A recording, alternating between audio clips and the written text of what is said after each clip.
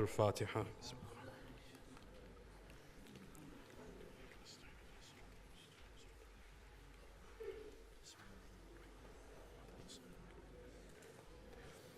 Just before the program starts, if we can have everyone shuffle forward and to the right, inshallah, so we can make space. Sallu ala Muhammadin wa ali Muhammad.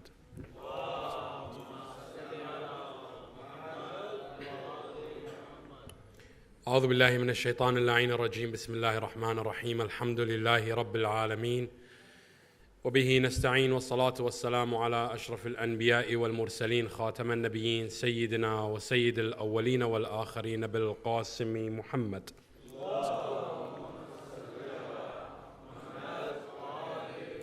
وعلى أهل بيته الطيبين الطاهرين المعصومين المنتخبين المنتجبين المظلومين الذين أذهب الله عنهم الرجس وطهرهم تطهيرا. اللهم صل على محمد. لا سيما بقية الله في الأرضين الحجة ابن الحسن أرواحنا له الفداء. صلوا على محمد وآل محمد.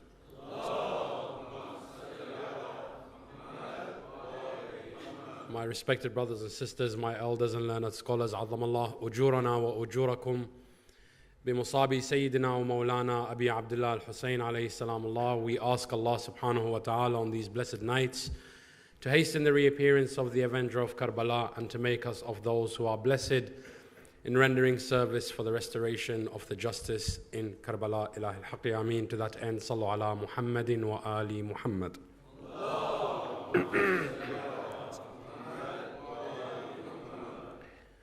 On this night we commemorate a personality who was very dear to the Ahlul Bayt alayhim salamullah, but a personality in his honor, Aba Abdullah al-Hussein, said a few words which we cannot find the likes of any other personality. Aba Abdullah al-Hussein, when he entered Karbala, he did not enter as a person seeking mischief, nor as a person going out for war, nor as a personality seeking kingdoms or chairs of power or seats of power, none of the above, as he wrote himself in his letter to his brother Muhammad ibn al-Hanafiyyah. Rather, he said, I am only going out for one reason and one reason only, to ask for the restoration, the islah of this nation that my grandfather Rasulullah sallallahu alayhi wa alihi wasallam had established. لِأَأْمُرَ بِالْمَعْرُوفِ وَأَنْهَى عَنِ الْمُنْكَرِ. I am not going to overpower people so that I may rule over them. I am not going to seek mischief in the land, none of the above. I only want to do one thing, to restore the nation of my grandfather Rasulullah. And the only way that this nation can be restored is through Amr bil Ma'ruf and Nahy anil Munkar. Along the journey, Sayyid al-Shuhada, the narrations tell us that he was accompanied by some 40,000 soldiers when he left Mecca. But throughout the entire journey, Aba Abdullah al-Hussein alayhi salam was filtering these people, was not pushing them away from Sirat al-Mustaqim, but pushing, or rather keeping their self-interest, which would dilute the message of Karbala, at bay. Many people came to Aba Abdullah al-Hussein as they did to his father, Amir al-Mu'mineen.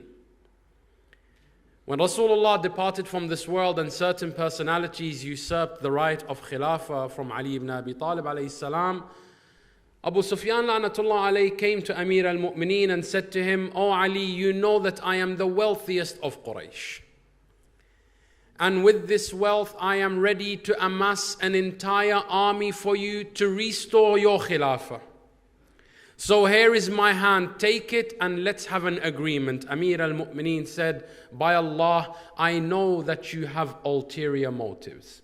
And I know that you only desire to destroy this religion and in its place establish an empire. I am not in need of your help to restore Khilafah. For surely my right is mine and I shall keep asking for it. But if I am giving, I will leave everybody alone." When Abu Abdullah al-Hussain alayhi salamullah was journeying towards Karbala, people had become accustomed to a type of khilafah which is not the khilafah al-ilahiyya. People had become accustomed to religious leadership that itself was in need of religious guidance. People became, accustomed to khilafah whereby we send out the Maulana, and the Maulana is really nothing but a mouthpiece for the government at the time, such as Saudi Arabia today, when they send out their speakers all around the world, and they radicalize and they make people turn into extremists, and they tell them Islam is a religion of war. It's not a war for Allah subhanahu wa ta'ala, but a war for the expansion of the Saudi mentality. In return for this kind of service, people were given wealth and they were given seats of power, as we saw in the life of the first, second, third Khalifa.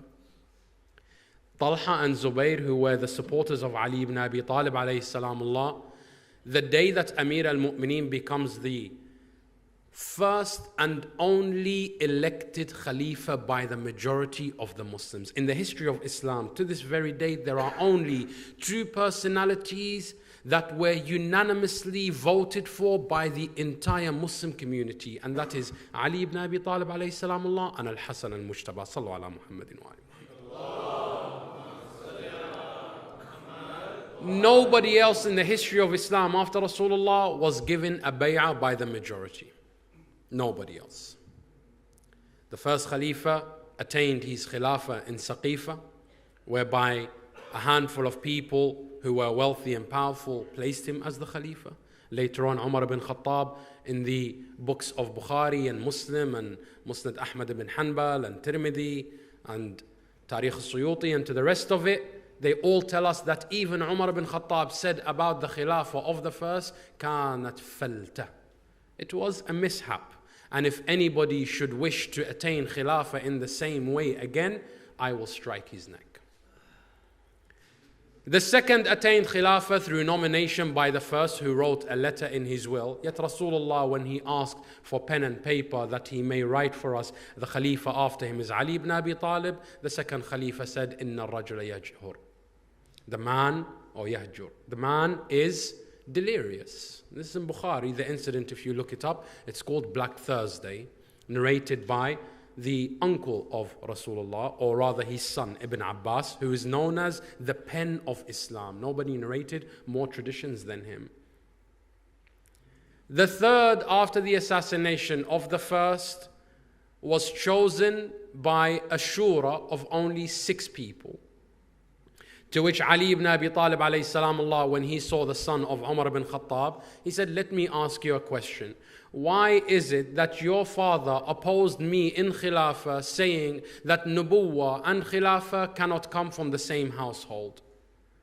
But later on, when he was on his deathbed, he put my name amongst the 6 people who can be Khalifas. What changed?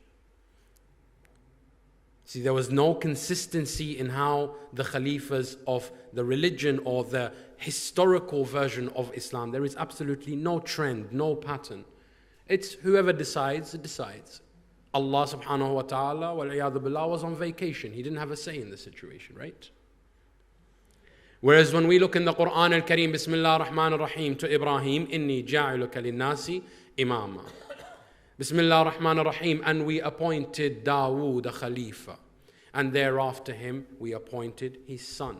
Bismillah ar-Rahman ar-Rahim, my Lord, and make my brother Aaron, my Khalifa and advisor after me. 6 verses later on, Bismillah ar-Rahman ar-Rahim, Ya Musa, qad utita su'lak. O Musa, we have granted you what you requested. If Nabiullah Musa cannot elect his brother as a Khalifa, Hujjatullah fi ardih, cannot nominate his brother as a Khalifa, what gives us the right to say who is Khalifatullah fi ardih? Bismillah ar-Rahman ar-Rahim, إِذْ قَالَ رَبُّكَ لِلْمَلَائِكَةِ إِنِّي جَاعِلٌ فِي الْأَرْضِ خَلِيفَةً. Allah even says to the Malaika, I am appointing on earth a Khalifa. Khilafah is the undisputed office of Allah subhanahu wa ta'ala. Talha and Zubayr come to Amir al-Mu'mineen when he is elected by everyone as the Khalifa, and they come forward to him and they say, Ya Amir al-Mu'mineen, we supported you throughout your difficulties for 23 years. Amir al-Mu'mineen at that time says to them, so how can I help you? They say, we want to have a conversation with you. He says, private or is it private? Or is it a conversation to do with the Muslim affairs, the affairs of the people who have elected me to be their leader in the administration of the society? They said, it's a private matter. Amir al-Mu'mineen extinguishes one candle, takes out another candle, lights it. They said to him, Ya Amir al-Mu'mineen, the first candle was okay. Why did you extinguish it? He said, the first candle was purchased by the taxpayers' money so that it can be used in the office of administrating the affairs of the people. You want to talk to me about a private matter, therefore I have to use a candle which was bought with my private wealth. Amir al-Mu'mineen, when they saw that he's not willing to do injustice with a candle, they said, we're not getting anything from this Khalifa. We're better off to go to Basra and rally troops, an army, and fight Ali ibn Abi Talib, and we become the Khalifas. See, the friends abandoned the Imam. When we look at Sayyid al-Shuhada, he was no different to Amir al-Mu'mineen. That is why he said, Asiru, I travel this journey in the footsteps, Jaddi wa Abi, my grandfather and my father.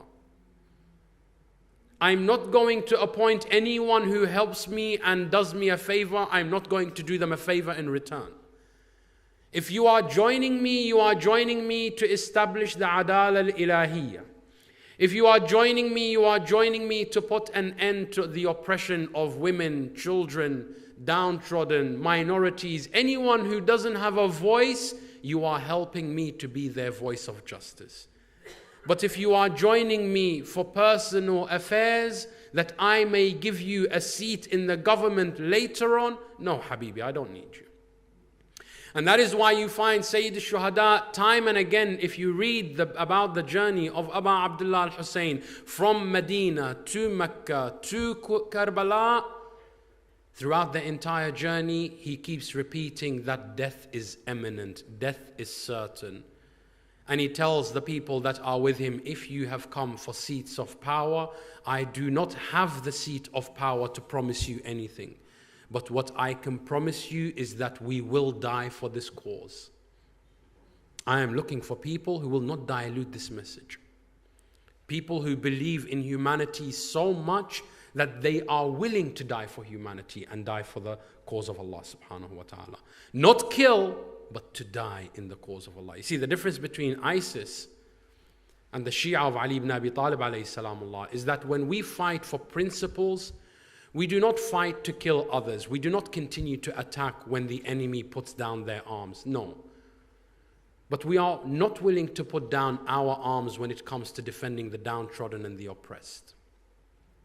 That's why you've never heard of any of the Shia of Ali ibn Abi Talib when they are outnumbered or outgunned, they dress like women with niqab and try to escape from the battlefield, right? But ISIS is willing to kill, but is not willing to die for its principle. Whenever they are surrounded, they are like Umar bin As, who stripped naked in the battle against Amir al-Mu'mineen. Because he knows Ali ibn Abi Talib would not look at something haram, so he stripped from his clothes. Amir al-Mu'mineen said, what can I say if his essence is najasa? So when Sayyid al-Shuhada is on this journey towards Karbala, he is ensuring that he is taking the best of the best, but people who will not dilute or sabotage the mission of Abu Abdullah, the mission statement of Abu Abdullah, the principles of Abu Abdullah. Therefore, he required not an army, but he required men of principles. Regarding the 72 companions of Abu Abdullah, we find that much has been said by Sayyid al-Shuhada. But only one person received the description of Sayyid al-Shuhada. At the time of his istishhad, he said, Abbas al-an inkasara dhahri. Now my back is broken. And my army has been defeated. Ya Abu Abdullah, what army? You have 72. In the face of 30,000. when Abu al-Fadl alayhi salam is shaheed, you say, my army is defeated. What army is he speaking of?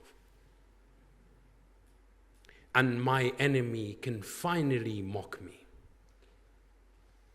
Why? Because the faith of Abu Fadl al-Abbas alayhi salamullah requires us to understand that the fight in Karbala was not anything about the strength of physical, but rather it was the harb or the jihadun nafs. When we look at Abu Fadl alayhi salamullah in his final moments, he doesn't address the army of Yazid. No, he addresses his nafs. Ya nafs min ba'd al-Hussain huni. Ya nafs la takhshay min al-kuffari. Wa abshiri bi rahmatil jabbari. Abu Fadl is teaching us that it's not about defeating your enemy if you have not controlled your desires, your nafs. And this is really what all the mission of Karbala was about.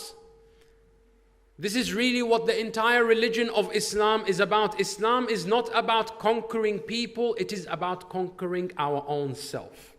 Islam is not about judging others, it is about judging ourselves before we are judged on Yawm al-Qiyamah. When we look at Abu Fadl al-Abbas alayhi salamullah, he had children and he had sons, but the youngest of them is known as Fadl. In the Arabic and the Islamic customs, typically the kunya or the lagab or the title which we give is given based on the eldest child's name. So if your eldest daughter is called Zahra, we call you the father of Zahra, Aba Zahra. If your son is called Mustafa, we say Abu Mustafa, the father of Mustafa. Why is it then that Abu Fadl al-Abbas alayhi salamullah, we call him Abu Fadl when his youngest son is Fadl? That is based on a manzila. In the same way that we address Aba Abdullah al-Hussein, we say Ya Aba Abdullah, but Abdullah al-Radi al-Yasqar, as is known in the Indo-Pak world, is the youngest child of Imam al-Hussein alayhi salamullah, whereas his eldest sons is Ali al-Akbar and Ali Zainul Abidin and Sayyid al-Sajidin. Why don't we call Imam al-Hussein Abu Ali? Why do we say Aba Abdullah? Because it is inferring to the spiritual manzila of Imam al-Hussein in relationship to the khalq of Allah, not in relationship to his own children. If there is anybody in this day and age who calls themselves a servant of Allah, then it is only through the sacrifice of Aba Abdullah in Karbala that we have this religion which is being safeguarded. Therefore, we take Hussein as our spiritual father and we say Aba Abdullah, the father of all the ibad of Allah. Al-Abbas alayhi salamullah, we call him Abu Fadl. There is a dua which we say about the Holy Prophet, Ati Muhammadin al-Fadila wal-Wasila. There are two statuses which have been primarily given to Rasulullah. One is the Wasila, and the other one is the status where Allah subhanahu wa ta'ala calls it Fadl. It is a gift from Allah subhanahu wa ta'ala. In describing this manzila, the Imam Ja'far alayhi salam Allah tells us that this manzila is 1 degree beneath an Imam Ma'soom. So for example, you have Rasul, or you have Nabi, then you have Rasul. When we look at Ibrahim, then he becomes Khalil, then he becomes Imam. When we say Abu Fadl, if there is anyone who attained that degree, 1 degree beneath an Imam Ma'soom, Hujjah of Allah, then they only attain it through the wasila of Abu Fadl al-Abbas alayhi salam.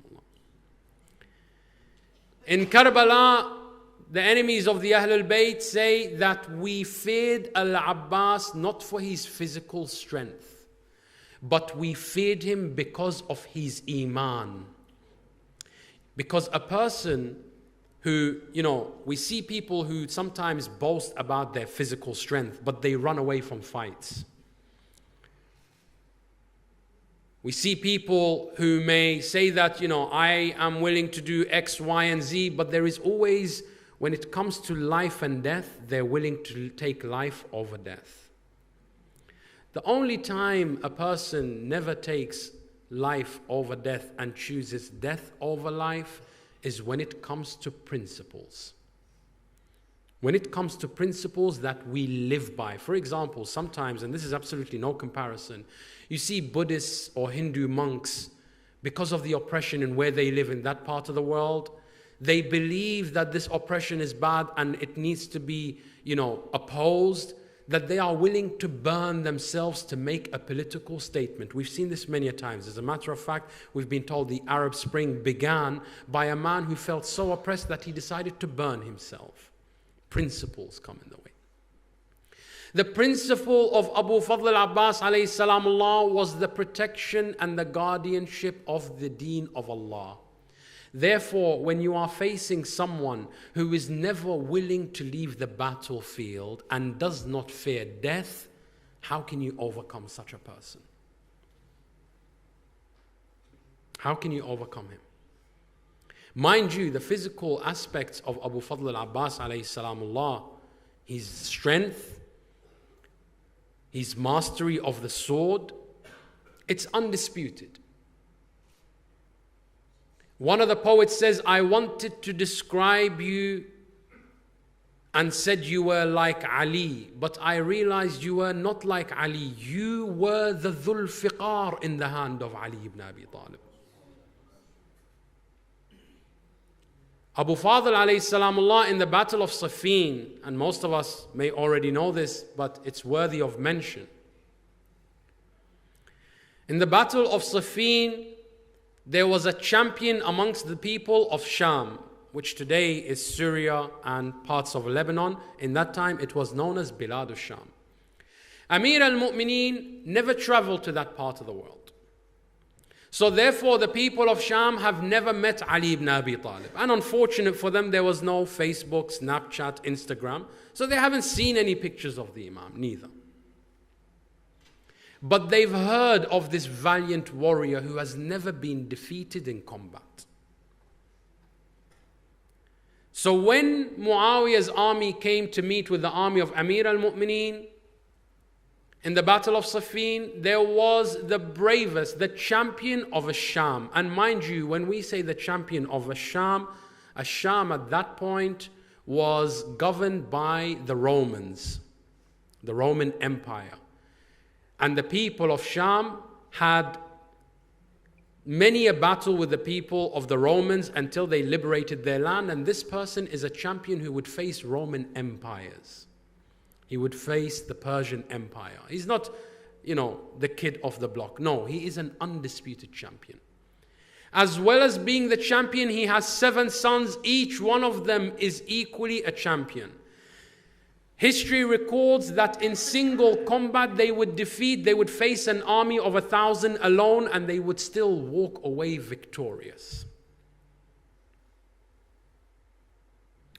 So on the day that the two armies meet, this champion comes forward and he says, where is this Ali ibn Abi Talib? Where is this champion that you call him, the undisputed hero? Tell him to come and contend me. Maybe he's never really fought a warrior before. By the one who I believe in, if I do not kill Ali, one of my 7 sons will kill Ali. It's not a problem for us. So tell Ali not to wage a war between the people. Let us settle our disputes as warriors, as brave men. When this came to Amir al-Mu'mineen says, bring me Abu Fadl al-Abbas.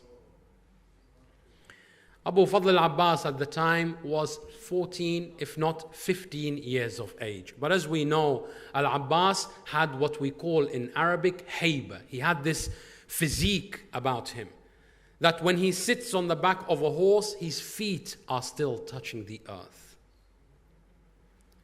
Amir al-Mu'mineen says, bring me Abu Fadl al-Abbas. Abu Fadl alayhi salam comes forward. Amir al-Mu'mineen says, talatham, tie the turban. Back in the days, because of the sand, they would keep part of the turban down so that they can wrap it around their face to prevent breathing of the sand. He says to him, oh Abu Fadl, talatham, wrap your face, cover yourself. Here is my horse. Here is my armor. Here is my Dhul Fiqar. Go forward and fight, but reveal not your identity until I tell you so. This champion and his 7 sons, every one of them was killed with a single strike. If you see, and you've never seen Ali ibn Abi Talib before, and you just saw him kill the champion and his 7 sons, you'd say, please show me your face so when I see you in the market, I don't, get brave. At least I know who you are. They said, Ya Amir al-Mu'mineen, reveal yourself. Ya Ali, show us your face. Amir al-Mu'mineen steps out from the ranks of his army. He says, Ana Ali ibn Abi Talib. Who's inquiring? They said, if you are Ali ibn Abi Talib, then who is he? Amir al-Mu'mineen tells Abu Fadl Abbas, O Abbas, reveal yourself. Abu Fadl alayhi salamullah reveals himself. He says, Ana qamaru bani Hashim. I am the moon of Bani Hashim. They said Bani Hashim already has 2 moons, Al-Hasan and Al-Hussain. Whom are you? He said, no. Al-Hasan and Al-Hussain are the sons of Rasulullah. I am the son of Ali al-Murtada. And I protect the sons of Rasulullah in the way that the hand protects the eyes in the middle of a storm. Do not compare me to my masters. Someone now turns around and asks, if Abu Fadl alayhi salamullah has such bravery, why then in Karbala was he overpowered? He wasn't overpowered. His battle was not with men, his battle was with the nafs. Ya nafs min ba'd al-Husayni huni. Yazid La'natullah alayh had hired the 80 strongest warriors he can find, that collectively they had the strength of 80,000 men. Narration tells us. These 80 individuals, he said to them, you do not do anything on the day of Karbala except one thing. You only go out to fight Abu Fadl, because he remembered what happened in Siffin. He said, 8 is not enough. The father and the 7 sons is not enough. I want to multiply it to 80. Your only mission on that day is to prevent Al-Abbas from entering the Maidan. That's it. The narration tells us that when Abu Fadl al-Abbas alayhi salamullah entered the Maidan, these 80 warriors were called forward. In the descriptions, it tells us what? عبست وجوههم من الخوف والعباس بهم ضاحك يتبسم. When they saw him, the reason why he's called Abbas, we've all read the surah, the ayah in the Quran, Abasa wa tawalla. Abbas means when your face changes. Al-Abbas was such a person that when you saw him in the battlefield, out of such fear, your face changes. The narration says when Al-Abbas entered the battlefield, he was smiling because this was the day he was created for. Whereas the 80, their faces changed from fear. Not one of them was able to stand. Even the horses fled from Al-Abbas. Again, if all this bravery, how was he overpowered? Ayatollah Sayyid Ali Khamenei has a tradition which he brings in one of his majalis in honor of Abu Fadl al-Abbas, and he tells us that when al-Abbas actually went out to the Maidan, he didn't go alone. When he went out to the Maidan, he went with Abu Abdullah al-Hussein. But the army came between them. At that moment, he describes Al-Abbas in a way that I have never heard it described before. He says the reason why they were able to kill Al-Abbas alayhi salamullah was the same reason that they were able to kill his father. Ali was engrossed in the remembrance of his master whilst he was in sujood, therefore he did not feel them approach him. Al-Abbas was looking for Abu Abdullah al-Hussein, therefore he did not feel them approach him. There is the ziyarah. When I say we have to read the du'as properly, the ziyarah of Al-Abbas, in the words of Imam Ja'far al-Sadiq, what does he say? Ar-raqibu lima zahida. Zuhd is a word in which there is no counterpart in the English language. Zuhd means to own and never be owned, to possess and never be possessed. Zuhd is that state where if I lose my phone, my car, my home, my friends, my parents, if someone came to me right now and said, your parents passed away, if I am in a state of zuhd, I will not be fazed in the least. Not because I don't have any remorse or any sorrow in my heart, but I do not change my yaqeen in Allah. Rather than feeling helpless and hopeless, I say, Alhamdulillahi Rabbil Alameen. Alhamdulillah. One of the teachers in the Hawza Ilmiya in Qom was very affluent. He came from a family that was very affluent, but he dedicated himself to the Hawza Ilmiya. He was trying to teach his students why it is important to live the life of those who have zuhud, az-zahideen. And that's something we really need to focus on as a generation living in the West, where everything is about materialistic, consumerism. Every time we buy a phone, a new phone comes out 9 months later on, it's a must-have. It's a must-have, it's a must-have. New car, must-have. New home, must-have. New set of wheels, must-have. New laptop, must-have. But then there are people who are poor, there are orphans in the world, there are widows in the world. We say, you know what, 5 times Aman-Yujib will solve it. No, 5 times Aman-Yujib won't solve it. We have to know that it's not just about materialistic gains. This alim has a home, he owns horses, which is inherited from his family, he has lots of wealth. And he's talking about zuhud. And some jumped up person like me sitting in the classroom gets annoyed because, we're poor, he's rich, and he's telling us to live a life of humbleness. So this student gets up, he says to him, what gives you the right to tell me about zuhud when all I own is this backpack with a couple of books and I sleep on the floor, and you own a palace and horses and everything else, and you tell me to be a zahid? The Shaykh said to him, come with me tomorrow in the morning, Salat al-Fajr, come to my house. I will teach you the meaning of zuhd. They go to the house, the Shaykh says to him, give me your bag, I'll hang it up for you. Drags him one conversation after another conversation after another conversation. They leave the house, they begin to walk. He looks to the boy, he says to him, where's your bag? The boy loses his mind. Oh my God, my bag. Did I leave it here? Did I leave it there? Where is my bag? All my belongings aren't there. He said to him, Habibi, all your belongings are a couple of books, some pens, and a bag. And all of a sudden, your entire mental state changed when you lost your bag. I've left behind home, family, children, everything. I've left it to Allah. If it burnt right now and someone told me, it doesn't matter to me. Because those things do not own me, I own them. Whether I have them or I don't, my iman and tawakkul on Allah is still the same thing. The ziyarah of Abu Fadl al-Abbas alayhi salamullah tells us that Abu Fadl had raghba. Raghba is the opposite of zuhud. Raghba is when you constantly pursue with effort. The Imam alayhi salamullah addresses Abu Fadl al-Abbas. He says, oh, he who pursued what everybody else practiced zuhud towards, meaning Abu Abdullah al-Hussain. You and I, when we lose our phone, we lose our mind, yes? Because we are in a state of raghba for the phone. The phone is a state of zuhud to us because that phone didn't move. Nothing changed about it when it lost us.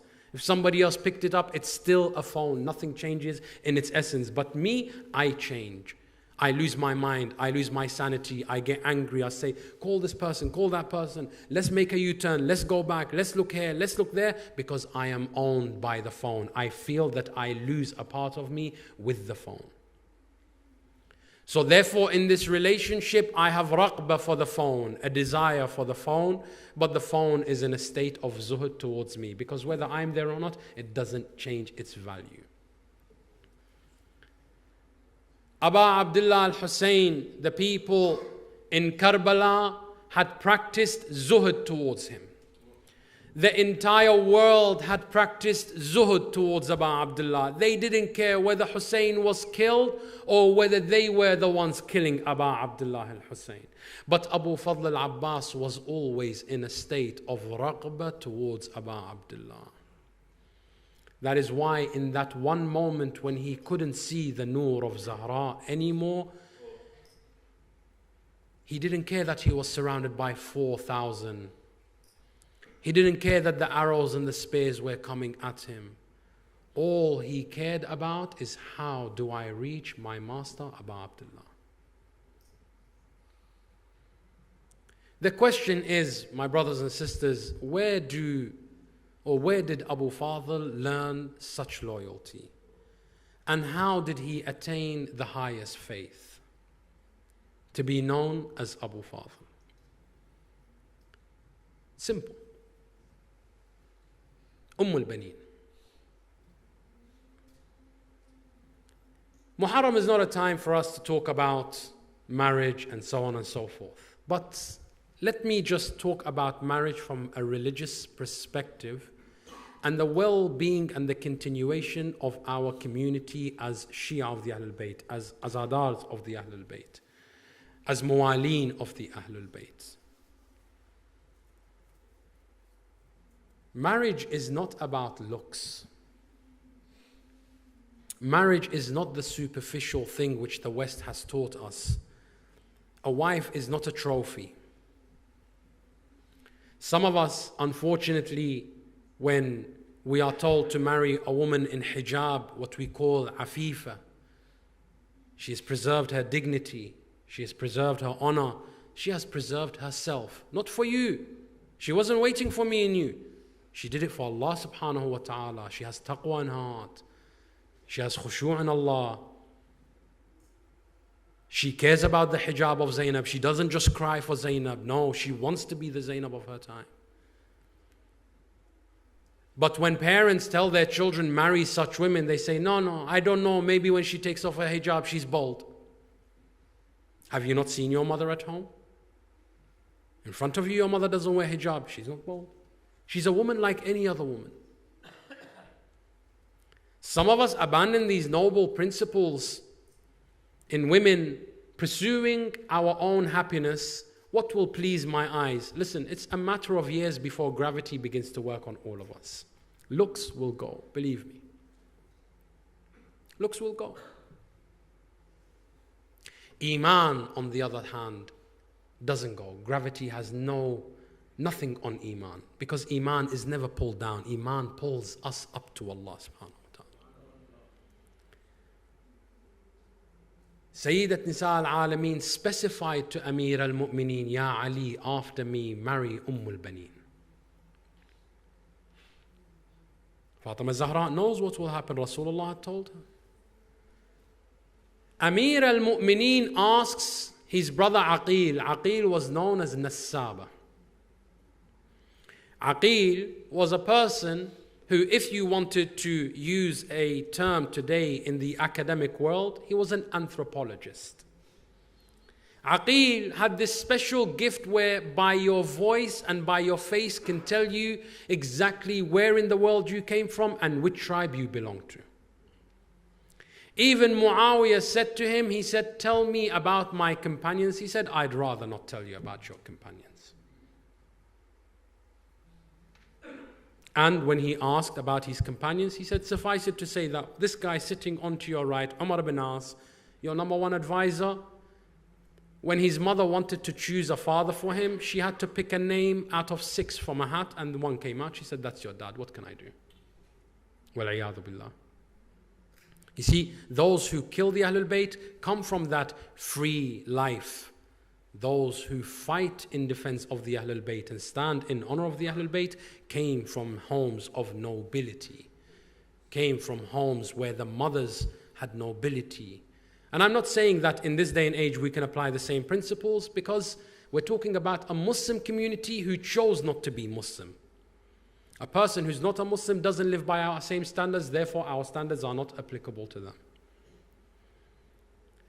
Amir al-Mu'mineen knows that he will marry al-Baneen. And he knows that he will have Abbas. And Amir al-Mu'mineen is a personality who has never been defeated. So therefore, if Imam Ali wanted to create a warrior, some of us as men, sometimes our testosterone's through the roof, and because we have some muscle on us, we say, hey, what's the problem? I don't need a woman to do anything. I'll bring up my children the way I want to bring up my children. Parents sometimes say, Habibi, well, what about tomorrow? Your children, this woman you've chosen doesn't pray. She doesn't attend the majalis. She's not from the Shia of the Ahlul Bayt. She's not even Muslim, Habibi. No, don't worry. I will raise my children according to my own principles. You're not better than Ali ibn Abi Talib. Amir al-Mu'mineen could have raised his children any way that he wanted, but when he wanted them to be warriors, he had to choose a woman that came from a line of warriors. He goes to his brother Aqil, not because he doesn't know, but he wants you and I to listen and to humble ourselves to say, well, if Amir al-Mu'mineen doesn't mind arranged marriage, why should I mind arranged marriage? You see, the system has attacked our culture in every way that we feel subservient. If my mother comes and tells me, what do you think of this girl from this family? No, this is arranged marriage. You're interfering in my life. I must make an independent choice. I must marry the one that I love. What do you even know about love? You're 16, 17, 18, even if you're 30, what do you know about love? You saw a couple of Bollywood movies, pyar ho gaya? Bas. Everything that we know about love, we've experienced through somebody else's experience. No, that's not love. That's lust. Ahsantum. You're thinking with your desires, you're not thinking with the desire that Allah wants for you.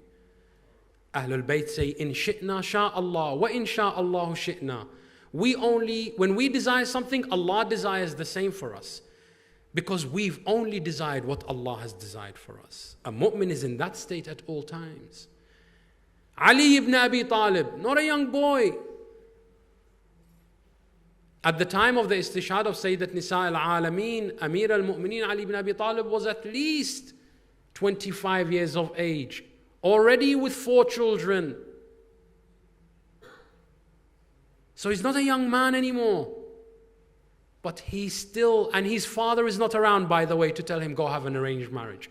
But he shows us the Ahdabi way, the Akhlaqi way, the Haydari way, the Fatimi way, the Zainabi way, the Shi'i way to get married is to first ask about the lineage of the one you're marrying.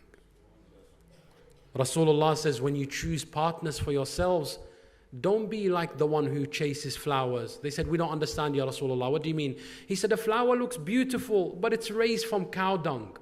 It's nourished in cow dung. Don't run after a woman just because she's beautiful. And by the way, subhanAllah, some of our sisters, just because she's in hijab, you may think she's not beautiful.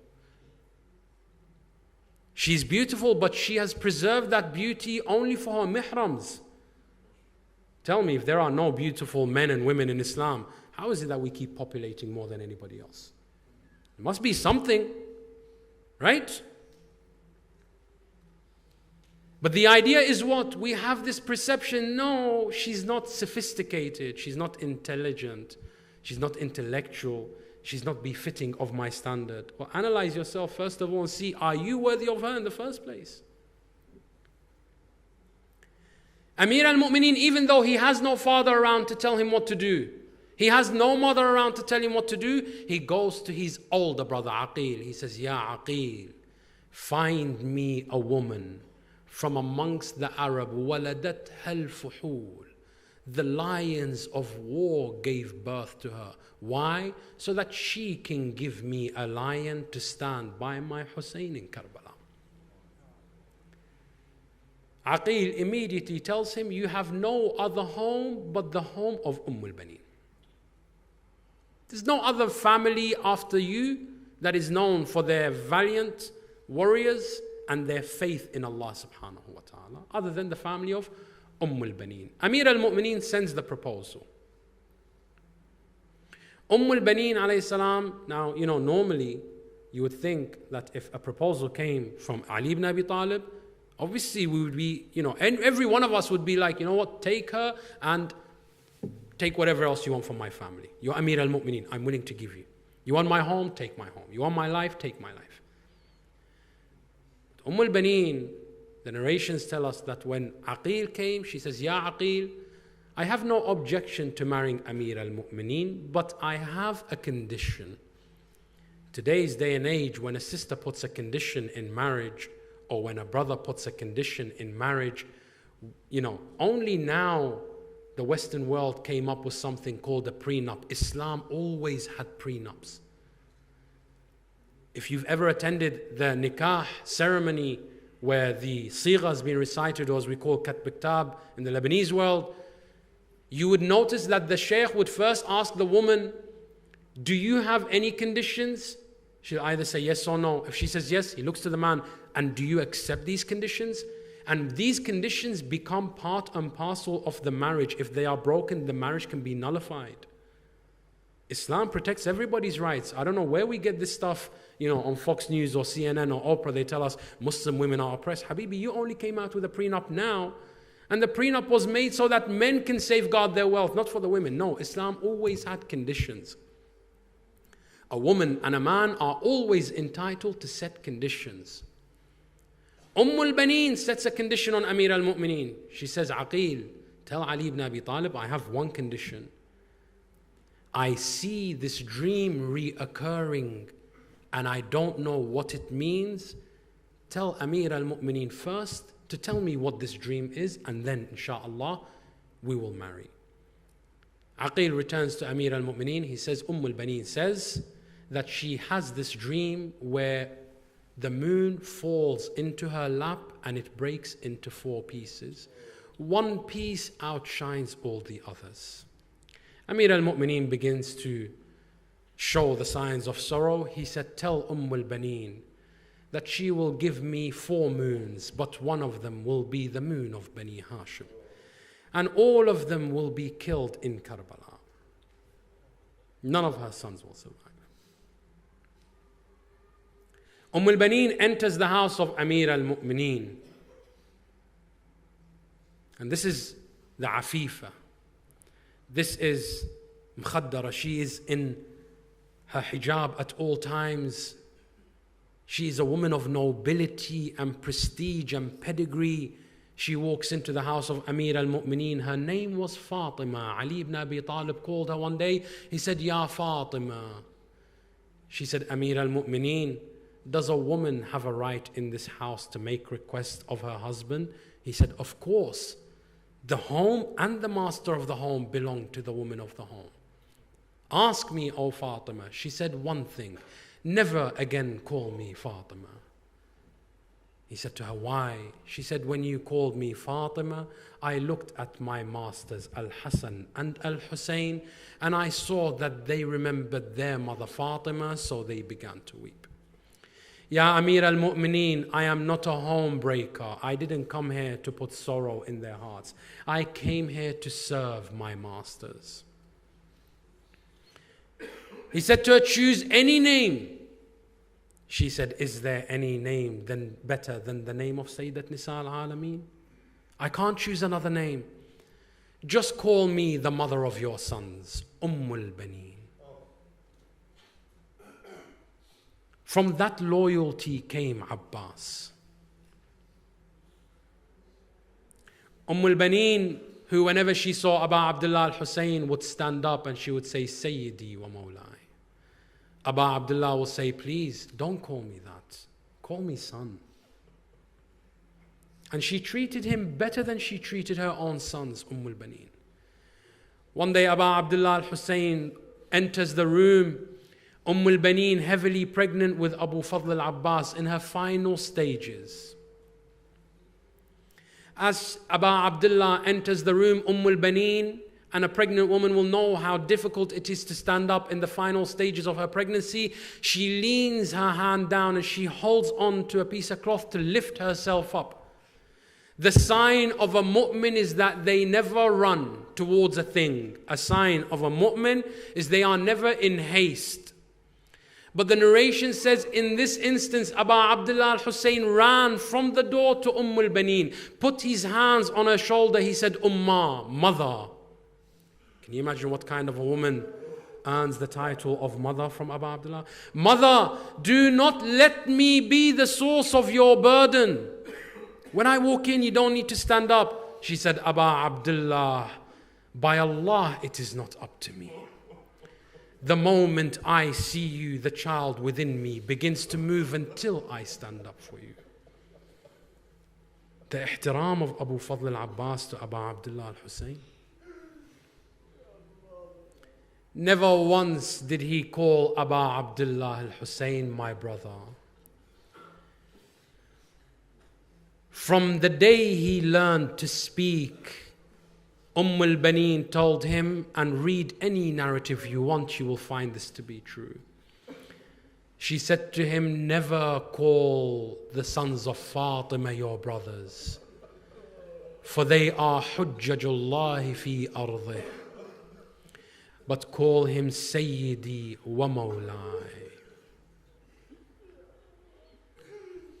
When Al-Abbas alayhi salamullah was born, Abu Abdullah al-Hussein was the first to hold him.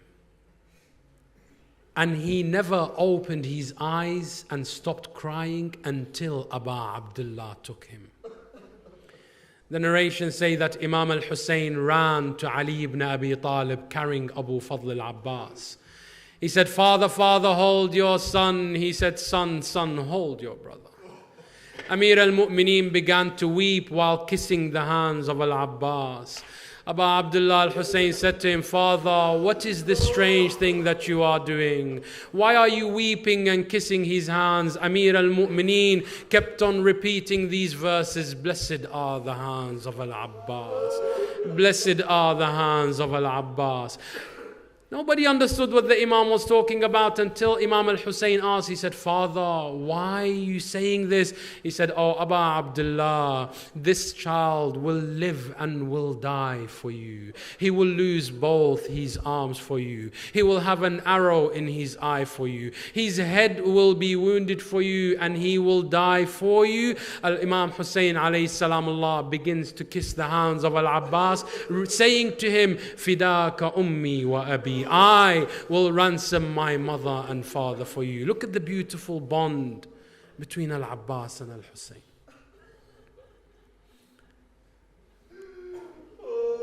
When Amir al-Mu'mineen was wounded on the night of the 21st of the month of Ramadan, in his final moments, the narrations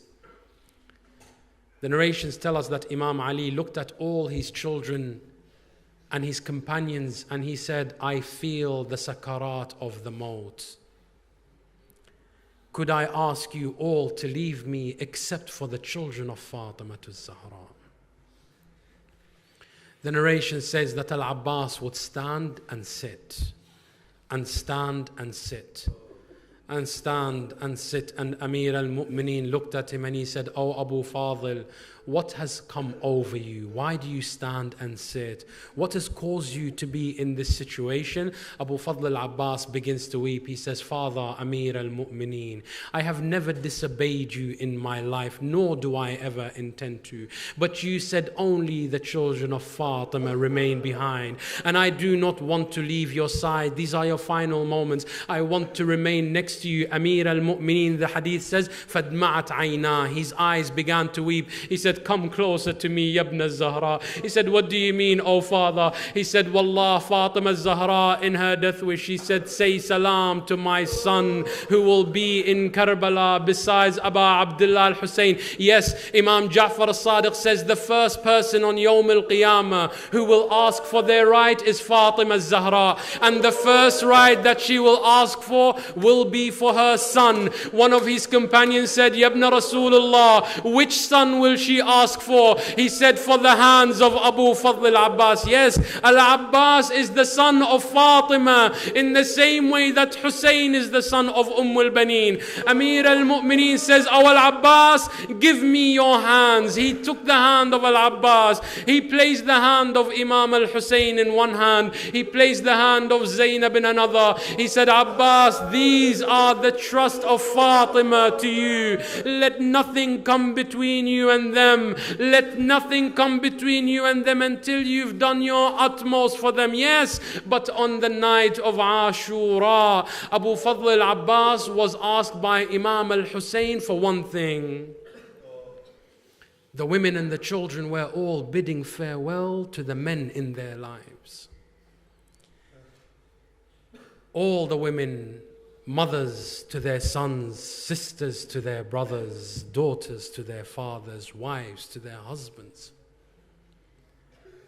Abu Abdullah al-Hussein tells al-Abbas, O Abu Fadl, the women in this night are afraid, and you are the general of my army. Get on your horse and keep going around the tent so that when they see you, they feel safe. Abu Fadl Abbas, the narration says, as he was going around, he heard a young girl weeping. He entered the khayma, and in the khayma was Sukayna bint al-Hussein. He looked at her, Allah, Allah, imagine Abu Fadl Abbas. How blessed a child must you be to say your uncle is Al-Abbas. Abu Fadl picks up Sukayna, begins to wipe her tears. He says to her, my darling Sukayna, why are you crying? I'm here. Ask me for whatever you want. She says to him, Uncle Abbas, I'm afraid to ask you for this thing. He says to her, ask whatever you want, I'll give you. She said, Amma Abbas, I feel ashamed from my grandmother Fatima Zahra. He said to her, why? She said, I saw everyone bidding farewell to their mothers, and I made the niyyah that I am going to offer my brother Ali al-Asghar as a sacrifice in Karbala. But my mother has offered to make that sacrifice. Uncle Abbas, no one loves my father more than I do. But I do not have anybody to offer as a sacrifice on Yawm Ashura. Abbas begins to kiss her hands. He said, Sukayna, what are you speaking of? I am your sacrifice on Yawm Ashura. Yes, ajrukum ala Allah Yawm Ashur.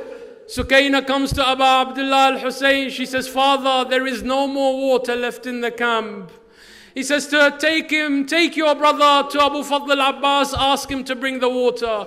The narrations say that Sukayna went to Abu Fadl al-Abbas. She looks at him, she says, oh Abu Fadl, is it fair that we are left without water? He says, no, I will bring you the water. Al-Abbas alayhi salam goes to Abu Abdullah al-Hussein, takes permission from him. Imam Hussein says to him, go but leave your sword behind, take only your spear, for we are in a defensive stance.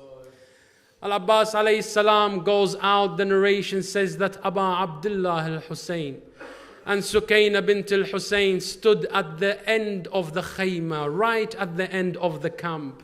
Their eyes are on the alam of Al-Abbas. They are looking, and Sukayna, being a young girl, she could no longer see her uncle Abbas, but she could see the alam of Al-Abbas waving left and right as he was going towards the water. Ajrukum ala Allah. All of a sudden she sees the alam go down. She looked at her father, Abu Abdullah al-Hussein. She said, oh father, where is the banner of my uncle Abu Fadl al-Abbas? Has anything befallen him? He says to her, no, O Sukayna, your uncle has reached the river Euphrates and he has placed down the banner momentarily. Abu Fadl al-Abbas fills the water skin. As he begins to come back, Sukayna sees that the alam of al-Abbas is returning towards them. She says, oh father, is that my uncle? He says, yes, he is returning returning with the water. Sukaina runs to the children. She says, come, here comes the Batal Abbas. He is bringing the water and is going to quench our thirst. But ajrukum ala Allah. At that moment, one of the La'in was hiding for Abu Fadil. He came from behind the tree. He raised his sword and struck the right hand of Al-Abbas. Al-Abbas takes the water skin in his left. Another La'in cut off his left arm. Ajrukum ala Zahra. At that moment, Al-Abbas was still trying to bring the water to Abu Abdullah al-Hussain, holding the water skin in his mouth, until one of them shot an arrow into the water skin. Al-Abbas at that moment knew that he had no hands to get any more water, so he turned around knowing that he could not go to Abu Abdullah. Ajrukum ala Allah. Harmala fired an arrow into the eye of Abu Fadil. Another La'in came from behind him and struck him on his head. Al-Abbas fell to the floor from the top of his horse. Ya Muwalin, when someone falls to the floor, they extend their hands to break the fall, but Abu Fadil has no hands to break this fall. Ajrukum ala Allah. When he fell down, what did he call out? Sayyidi wa Mawlai Aba Abdullah alayka minni salam. The narrations say that Abu Abdullah al-Hussain hurried towards Abu Fadl al-Abbas. When he reached Al-Abbas, Al-Abbas had an arrow in one eye, blood in the other. Therefore he could not see who was approaching him, but he heard footsteps approaching. Imam Hussain took the head of Abu Fadl and placed it in his lap. Al-Abbas didn't know who this was. He thought it was one of the enemies coming to cut off his head, in the same way that they did to Ali Akbar and Al-Qasim. What does he say? He says, I ask you by whatever God that you worship to spare me just a few moments so that I can see the face of my master Abu Abdullah al-Hussain. At that moment, Al-Abbas hears the person crying. He says, why are you weeping? He says, Abbas, it is me, Abu Abdullah al-Hussain. Al-Abbas lifted his head. He placed it on the floor. Imam Hussain lifted the head of Al-Abbas, placed it in his lap. But again Al-Abbas placed it on the floor. Imam Hussain said to him, Oh Abu Fadil, have I done anything to upset you that you don't want your head to be in my lap in these final moments? He said to him, Ya ibn Zahra, right now my head is in your lap, but in a few hours your head will be in the lap of Shimr al-La'in. Yes, ajrukum ala Allah. Al-Abbas never wanted a thing for himself until he wanted it for Abu Abdullah al-Hussain. At that moment, Abu Abdullah al-Hussain wanted to carry Al-Abbas back to the Khayma. Al-Abbas said to Abu Abdullah al-Hussain, he said, my master, I have never asked you for anything in my life. Can I only ask you for one thing? He said, what is it? He said, do not take me back to the tent. He said, why? He said, because I promised my niece that I will bring her the water, and I feel too ashamed. Abu Abdullah said to him, I will do that for you, but I want one thing in return from you. He said, what is that, my master? He said, Abbas, I have never heard you call me brother in your lifetime. So before you depart from this world, call me your brother at least one time. He said, Assalamu alayka ya akhi. Assalamu alayka ya akhi ya Abu Abdullah al-Hussain.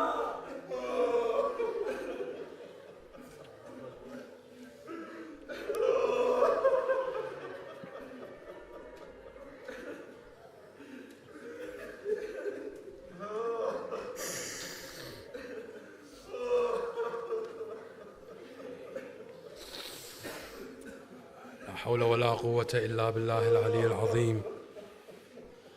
إنا لله وإنا إليه راجعون. لا لعنة الله على القوم الظالمين. وسيعلم الذين ظلموا آل محمد أي منقلب ينقلبون إلهي وسيدي ومولاي. نقسم عليك بحق فاطمة وأبيها وبعلها وبنيها والسر المستودع فيها يا أرحم الراحمين.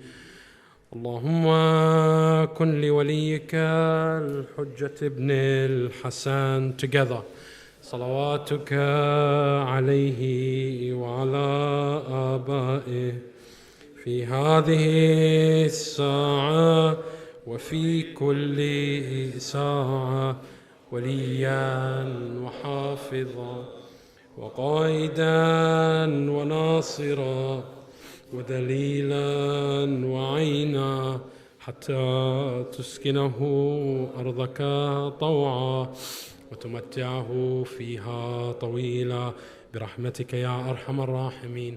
اللهم اجعلنا من الداعين إلى سبيله والذابين عنه والمستشهدين بين يديه بحق محمد وآل بيته الطاهرين. صلوات.